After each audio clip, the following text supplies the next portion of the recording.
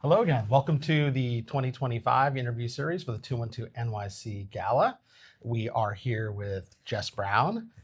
We're excited. The gala is October 23rd. It is all about resilience through reinvention. Make sure you capture some tickets for you, your company, and come honor Jess Brown. So thank you for joining us, Jess Brown. Thank you. Excited to speak with you. We'll kind of keep it light. We'll keep it loose. Tell me a little bit about what your current role is here. My current title is Executive Director of Partnerships and Marketplace. It's a mouthful what I do. I help manage our partnerships across WPP Media. So that means I'm negotiating our deals, dealing with the marketplace. I'm educating our marketplace partners on what we're looking for, our priorities, trying to get an advantage for our clients and for our agency. Exciting. Yeah. I'm sure it's a very dynamic role. Keeps you very busy. I love it. That's the best kind of job. Yep. And for context for our viewers, where does this role fit into your career journey? It's a great question. I am a WPP lifer, which I'm actually really proud of. I started my career at VML in 2003, back when I was buying 460 by 60 banners. Not many people know what those are, but they used to be a thing. And then I've been with the WPP family since then. I would actually say VML is probably where I started my resilience journey. I was on a piece of business for 6 months and we wound up losing it and I was going to be let go. And instead, I had some amazing people step up for me. And I had an opportunity to move out to Kansas City, where I had so much exposure to leadership, to great accounts. And it was really an opportunity, a moment where it could have knocked me down and really set me back at the beginning of my career. But instead, it was a tremendous stepping stone for me to grow my career. I started working on Burger King, which back in the subservient chicken days was so much fun. And then I moved over to Mindshare with the business. Again, another resilience opportunity, moving agencies. And then I've moved throughout the WPP family. I worked at Media Edge, now Wavemaker, and then I've been in this role for 9 years. Fantastic. So you're at the center. Correct. And how do you feel about being at the center versus kind of being in the mix at the agency level working on accounts? I actually love it. I love the opportunity to sort of gather all of the insights and intel from all of the teams and work with the marketplace and represent our clients in the market. I love the opportunity to be able to help improve things at the agency and in the landscape from my central position. I feel like I can be most impactful in this way versus just sitting on one piece of business, which is obviously tremendously valuable. But I've taken all of my experiences on different pieces of business and I can use them now in a central way to sort of go across everything that I do. I love it. That's sort of like a horizontal versus kind of a vertical play there. Yeah. And I love the Kansas City thing. Shout out to my family from Kansas City who'll never see this video. Just saw them at a wedding in Utah. Kansas City is such a wonderful city. How did you enjoy it? I loved it. So much fun. Best barbecue ever. I might get in trouble. Oklahoma Joe's, which I love telling people. I'm like, it's a gas station, a barbecue joint, a liquor store, all in one, but it was the best burnt ends, and I had so much fun when I was there. Well, that is the important stuff, food. It is the important stuff. I completely agree. Anyone who knows me knows this is true about me. But it's about you, and you are, what are you doing to continuously keep your innovation vision, your creativity chops sharp in this ever-changing dynamic industry we operate in?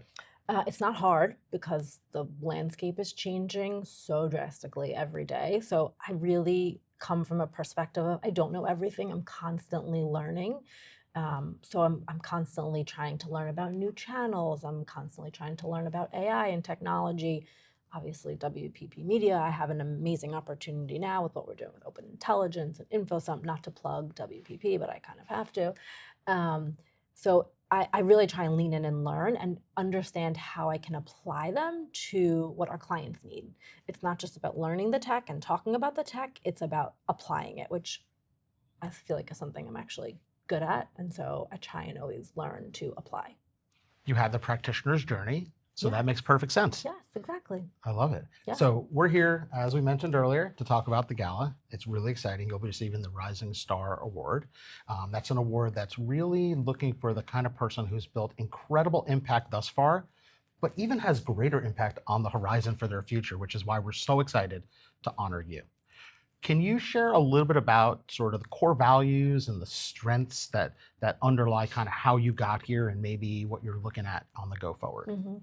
I would say my personal values align well with my professional values, which makes it easy for me to come to work every day because I'm the same person at work and at home.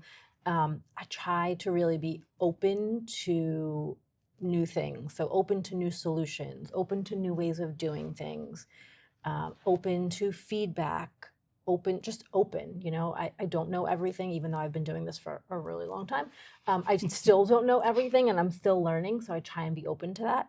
And I also am very focused on empathy. And if anyone knows me, I always want to make time for people because people are what's most important to me.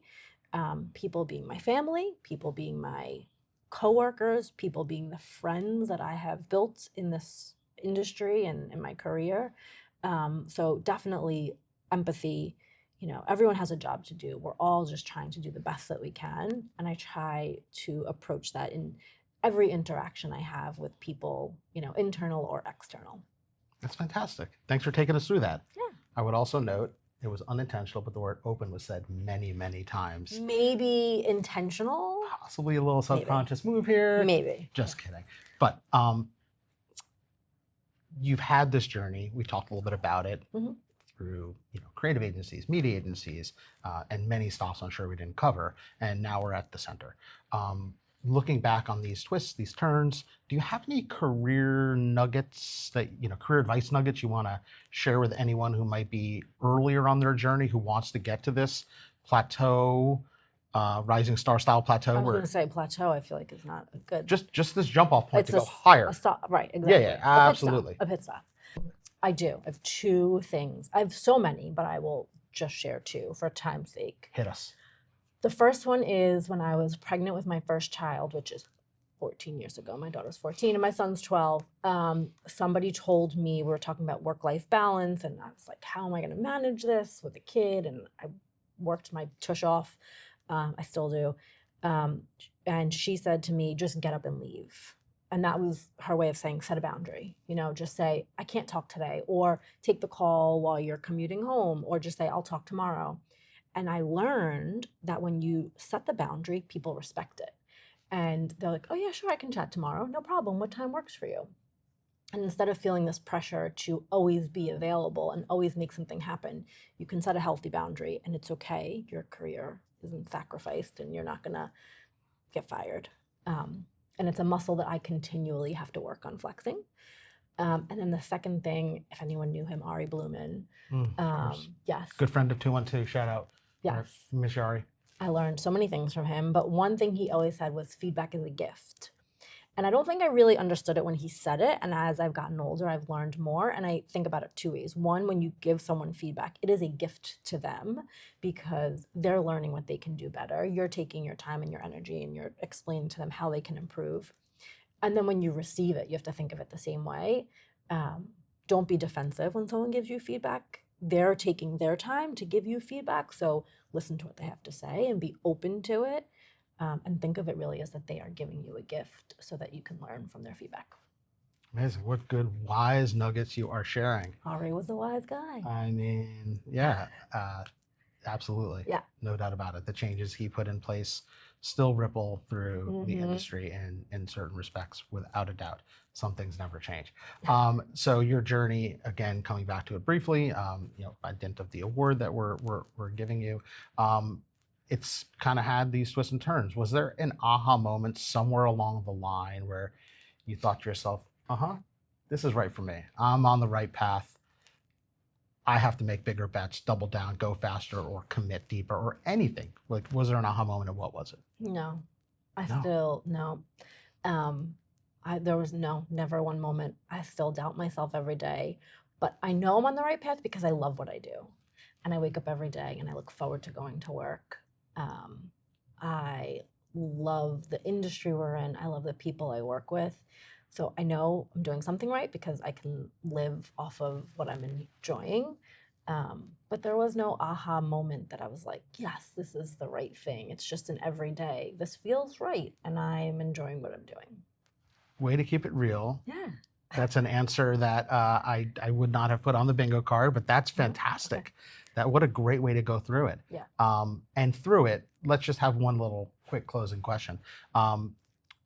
Agency development, that's a big constituency for you and your role, engaging with the marketplace. They're strange jobs. There's like several hundred of them in the US. This career, this agency development thing, do you think these are valuable teams kind of as you interface? How do you see them in comparison to like sales teams? Tremendously valuable. Agencies need things that are different than individual advertisers need. We are the totality of what our clients need, but there are nuances to that an agency needs that will facilitate, a partner working across clients. Again, it's ironic, but open media, open intelligence is a great example.